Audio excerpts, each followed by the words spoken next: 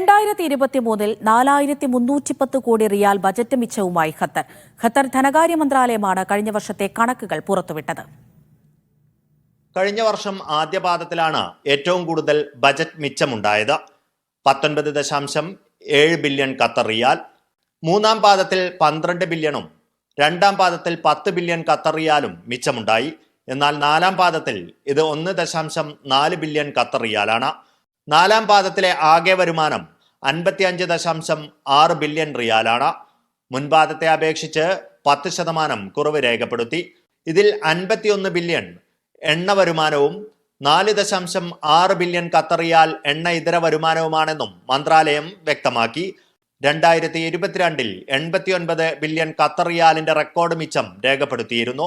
ലോകകപ്പ് ഫുട്ബോളും യുക്രൈൻ യുദ്ധത്തെ തുടർന്ന് പ്രകൃതിവാതക വിപണിയിലെ ആവശ്യകത കൂടിയതുമാണ് അന്ന് വരുമാനം കൂട്ടിയത്. അതേസമയം നോർത്ത് ഫീൽഡ് വികസന പദ്ധതികൾ പൂർണ്ണതോതിൽ പ്രവർത്തന സജ്ജമാകുന്നതോടെ പ്രകൃതിവാതകത്തിൽ നിന്നുള്ള വരുമാനം ഇനിയും ഉയരും. അത് ഖത്തറിന്റെ സമ്പദ്ഘടനയ്ക്ക് കൂടുതൽ കരുത്തു പകരും. Media 1 Doha.